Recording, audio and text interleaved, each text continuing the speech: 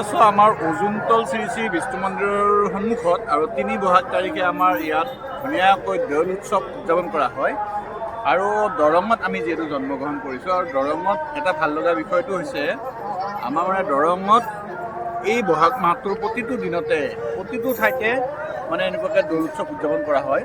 আৰু আমিও আহিলোঁ, আমাৰ দেহামনে এইখন ল'লে, ইয়াত মানে তাই পৰীৰ কাৰণে ল'লে, ইয়াত মোবাইলটো আছে আৰু আমি দেখুৱাইছোঁ আপোনালোকক ইয়াৰ পৰিৱেশ কেনেকুৱাকৈ উদযাপন কৰা হয়। আৰু আমাৰ কাৰণে গৌৰৱৰ দিন।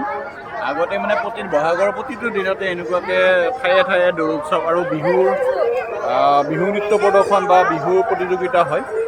মই আপোনালোকক দেখুৱাইছোঁ এয়া পৰিৱেশটো। আমি ভিতৰলৈকে যাম আৰু ভিতৰৰ পৰিৱেশখিনি দেখুৱাম আপোনালোকক কেনেকুৱাকৈ দৌল উৎসৱ উদযাপন কৰা হয়।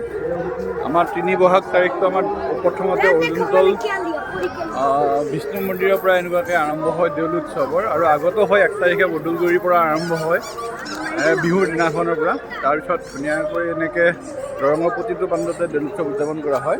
মই আপোনালোকক দেখুৱাইছোঁ পৰিৱেশটো, গোটেই পৰিৱেশখিনি।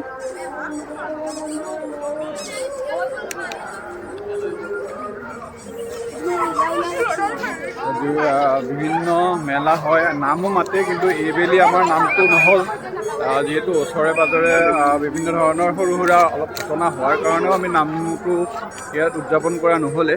কিন্তু তথাপিও মানুহ বহুত হয় এই দৌলটোত। আপোনালোকক দেখুৱাইছোঁ, চাই থকাৰ বাবে আপোনালোকক বহুত বহুত ধন্যবাদ।